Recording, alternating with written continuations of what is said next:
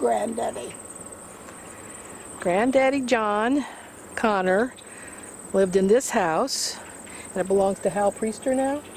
No, it belongs to Jason Montgomery now. Oh, Jason Montgomery now. And people are going to be visiting it tomorrow to see the layout. And this is Conneration that he founded this whole area. And do you know if that barn's anything special back there? Well, that barn goes with the property. Okay, so that would have been Uncle John's barn too. What about this house over here? That's where Jason Montgomery lives. Oh, that's the owner of Grandpa John's barn. No, he's no relative. Oh yeah, but our Uncle John, but that's the owner of this property now, right? Okay, all right. So he came here and he settled this place, and he bought all this land around here? Yeah, and then when Granddaddy John died, he gave all of his sons, I think he had 7 sons, he gave them all property. Okay. And basically... Did he have daughters too? I'd have to look it up. I don't remember. Yes, probably, but I'm not sure how many. Okay. But they didn't get any land. Maybe got a dowry? No, I don't think so. Okay. All right. All right. And there's Warren's house over there, where Warren lived. You know who lives there now? No. Okay. Warren Connor, who wrote the Conneration book. So that's right across the street from Grandpa John's house. Third grandpa. This is John Connor's house. Is in Conneration. If you're in the middle of Conneration and there's a dip in the road, you take a left there, and it's the first house on the right. It would be red shingled, and it would be kind of across from Warren Connor's old house. Okay, and Susan Husey O'Connor went inside, and she's got some pictures she's going to share with us. Okay, so this is John Connor's original homestead. The house is still standing. He was 9 months old when he moved in there. He was 9 months old when he moved in this house. So this was originally Thomas's house? It would I have can't to have swear been. to that. I can't swear to that. They could have moved from someplace else. He moved in when he moved here. So he would have moved from Thomas's place across the road or in that area there. He was born in December, so this 9 months would have been in September of 1801. Yeah. He moved into this house. Oh my goodness. That's where he was robbed. Yes. He raised Percheron horses. That's how he accumulated all his money. Sold them at So shipping Arlene bills. told me. They kind of look like the Budweiser horses. They're very impressive. And That they used them. yeah, tremendous workhorses. Okay, good. Okay, so, but to back up, Jason Montgomery owns this property now. Original boards, these boards are 2 inches thick and about 8 to 10 inches wide. It's amazing, and these are all the hand-hewn, what do you call them, trusses? That's 223 years old, that house. It is so sturdy. It's just incredible. Was the flooring okay? The flooring was, these are the hand-hewn wall boards, and they had these wall boards, hundreds. I mean, it was pretty thick layers. You peeled them off, one at a time. And then in between the wall and the wallpaper were more newspapers. So it was packed with old newspapers that helped insulate the house. So this photo here shows when you come up the stairs to the second floor, and this vertical board, 2 inches thick, it's 12 inches wide. It goes from the basement up to the roof. One board. It's the same board. It's just amazingly sturdy.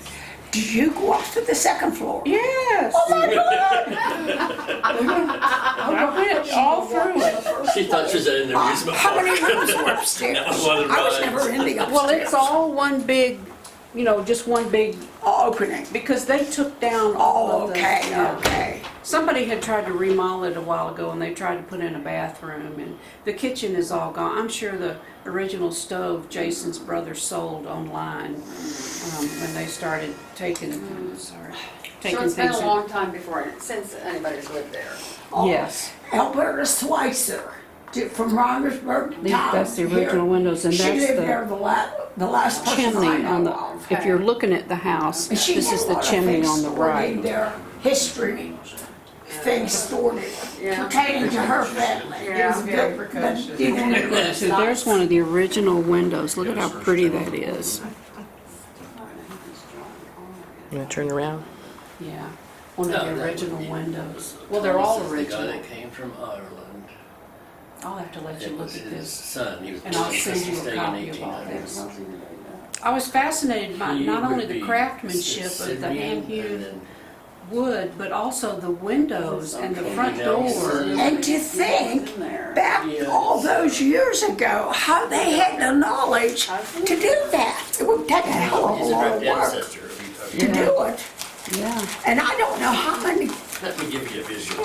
I don't know if in that house, how many times before Silas I'm gonna show you Connor the front lived there, door. he was the one that lived there in my lifetime. There's the chimney when you How first many come times that in, had ever been where the remarked? stove I'm sure it was There was not a that heating big at one stove time. on the other It was side of always this for the added living on, room. maybe. And the room that you come What it into, the looked like open a drawing spot, there, I have is, no was the idea. kitchen. Oh, okay. So this was the kitchen stove. On the main right floor. here, and the pipe, yeah, going Well, I'm up to kind the of chimney. creepy. They had, Doris, can you tell us a little bit about who lived in this house? in my lifetime, Simeon. Silas Connor and his family. He raised his family. Second Thomas, John, I'll name his family to the people here assembled that may know some of the. yeah, this is the Oh, no, okay, Ray, I'll point out to Ray Scott. He knows Greg Mortimer. Greg Mortimer is a great grandson of Silas Connor. Okay. And he should have been invited to this today, but I knew we couldn't have everybody that we should have been. I don't know if he's interested in our history. I consider him as close as you all to me because we were raised and his mother was Lois Barger. She was married to her maiden name was Lois Connor. And she was married to a guy by the name of Lawson Barger, Boots was his name, and they lived in Maple Grove. And they raised their children, and Aline Barger is Greg Mortimer's mother. And she was Silas' daughter.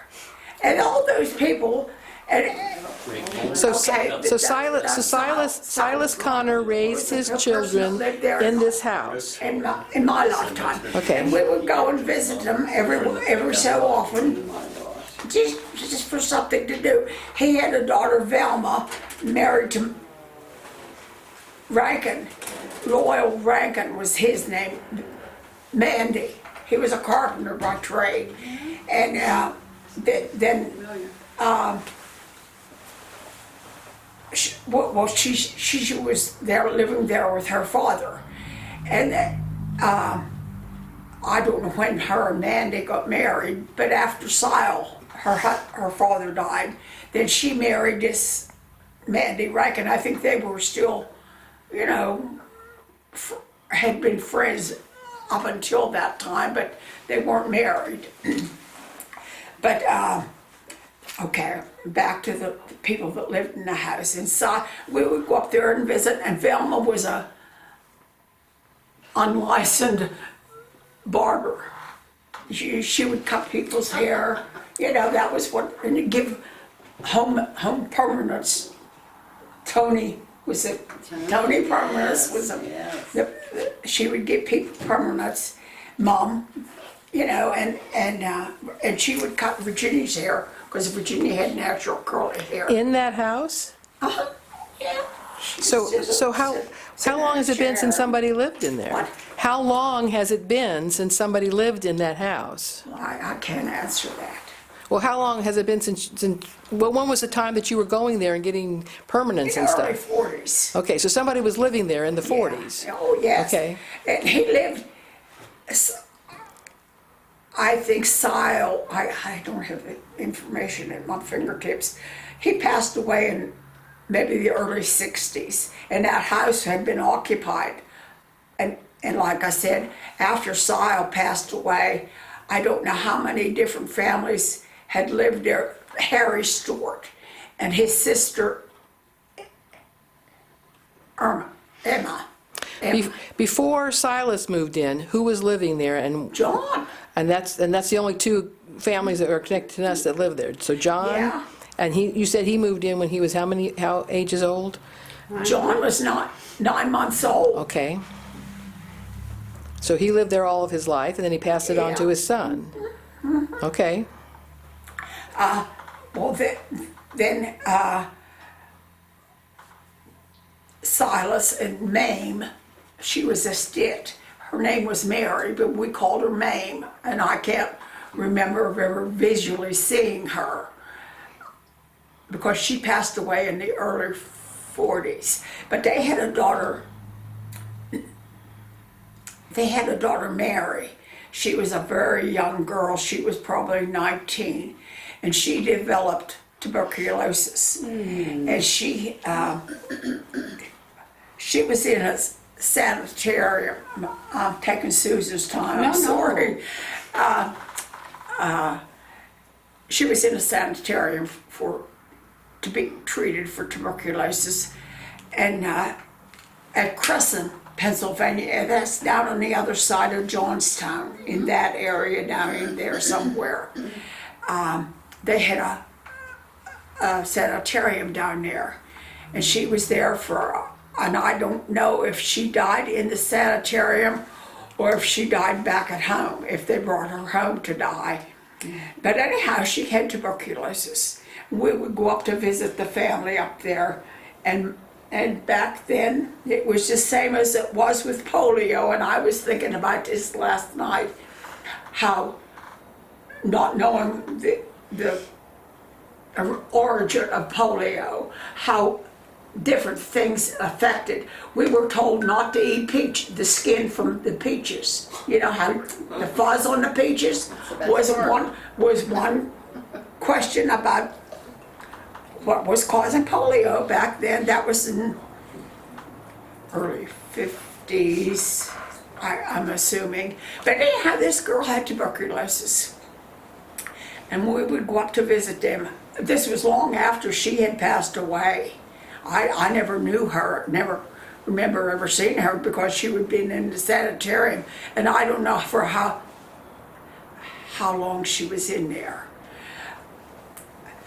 But anyhow, then even afterwards, when we would go up to visit, the first thing on the way up, walking up the road, Mom would say, "Now don't you kids even think of asking for a drink of water," because they thought the water was contaminated Oh my goodness. with, Oh, because the girl had the disease, they thought you'd get the disease. and I don't know there's no doctors in the crowd here, so I can't question We're all about doctors. One way or another, We know. we get our information online. what they ever determined was the origin of tuberculosis. I don't know that today even. But we're pretty certain it's not peach fuzz. No, I'm sure it wasn't peach fuzz. So getting back to the house, Okay.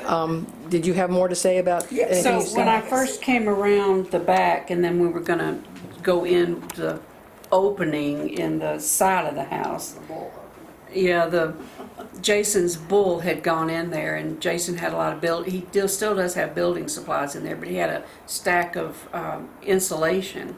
Yes, but I don't want to walk through it. Well, as I was stepping in, Jason was trying to make room for me to hop in, and he moved a bathtub that he had sitting there.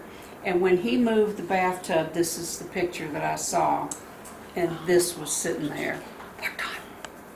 And so this has to be You tip it down just a little the bit. Like that. There, that's better.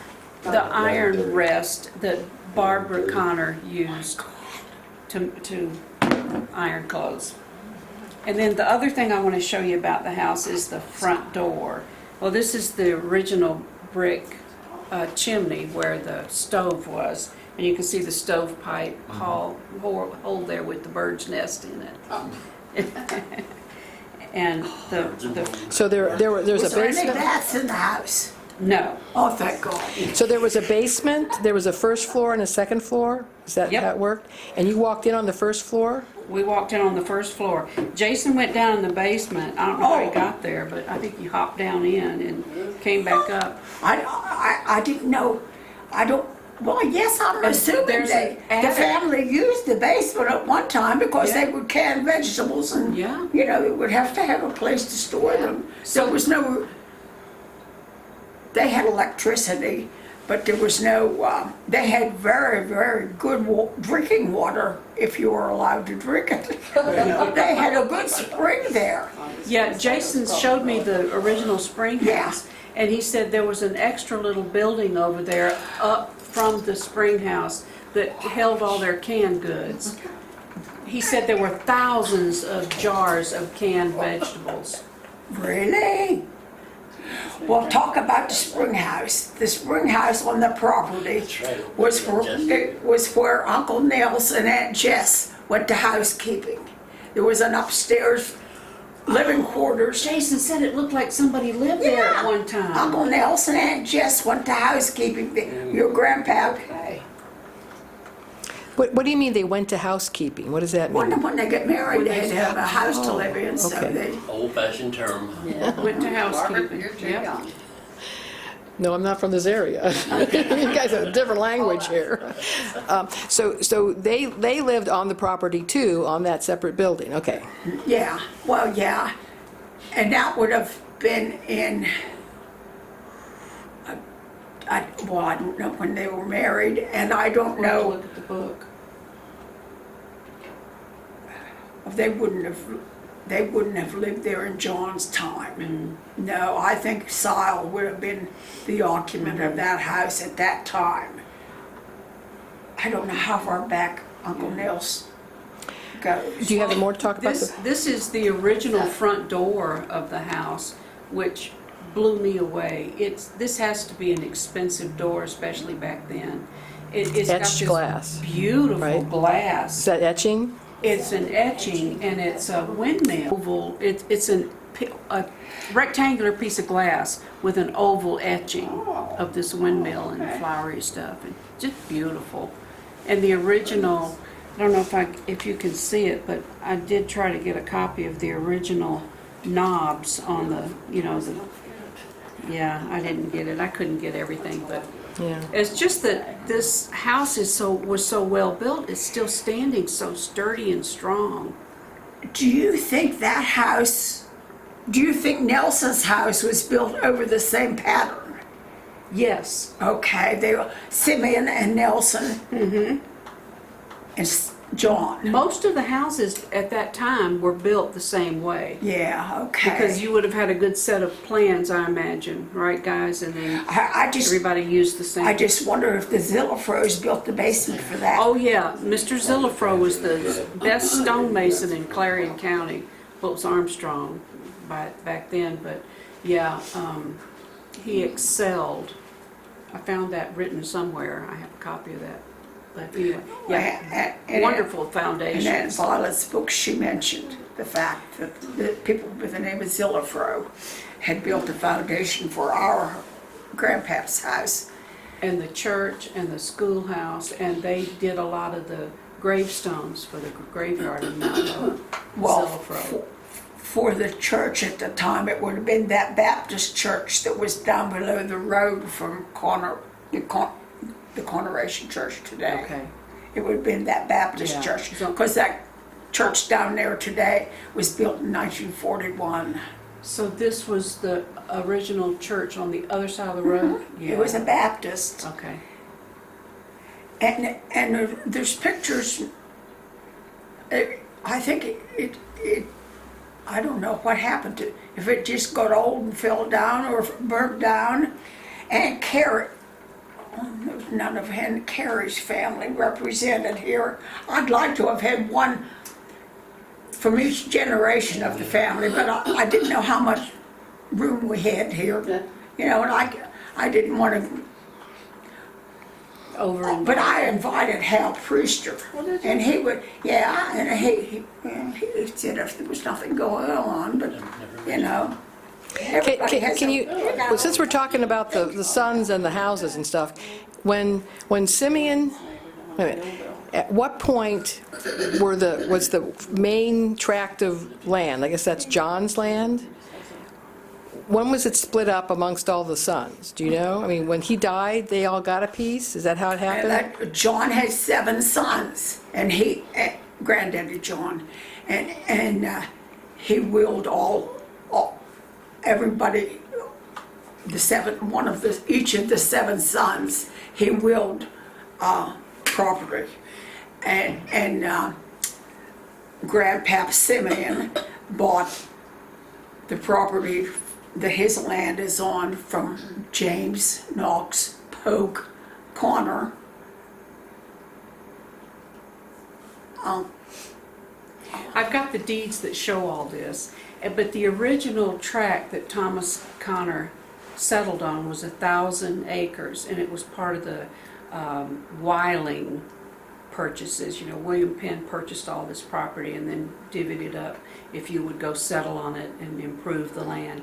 And Thomas Weiling bought some too, so Thomas ended up there at the top of Catfish Run, and when John became of age, John was given that property where his red house is now. And then Thomas still had property that when Thomas died in 1828, he gave John Connor $1, and then he deeded the northern end of the property to Peter. Is that right, Peter? Yeah. Yeah, and then the southern part, so it would be north of John's property was Peter Connor, his brother. And then south of John's property was Nicholas Connor, John's brother, because Thomas had 3 boys. And then Peter and Nicholas both sold their property back to John and went other places. So that's how John got all the property. And then John kept filing for patents and warrants, and he legalized the ownership of all that property from his dad. His dad never had papers. So he also had daughters. Did the daughters get anything? Oh, yeah. In Thomas's will, he wills some of the furniture, bedding, and so forth to certain daughters. He had 3 daughters, Elizabeth, Catherine, and Mary. Elizabeth married Isaac Kissinger. Isaac Kissinger was Thomas's father. Elizabeth and Isaac had Thomas And Michael. and Michael. Michael was the notorious one that, you know, all that story. And anyhow, then Thomas Kissinger was Grandma's dad. And that's how, and then after Isaac Kissinger left the area for the service or whatever excuse was, he left the area, then she married a William McNaughton. That's how we are connected to the McNaughtons. It's a mess. And they had Polly McNaughton and William, they had a son William. And copies of the maps that the Historical Society has. It shows the Armstrong County, Armstrong Township, and then when it comes to Madison Township, you know, as the years went by, morphed into what it is today. And it shows all of the farmland, and it has dots on the map with little houses of where all the people live.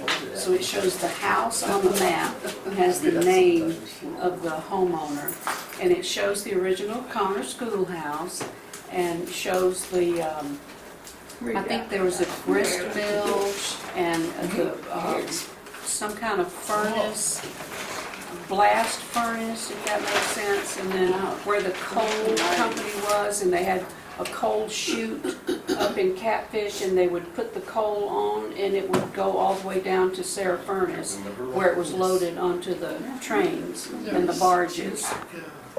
I can't get this to load. Deb Nillis took a picture of the cemetery and sent it to me. That's the cemetery in Ireland by the church where Thomas Connor parents and family are all buried.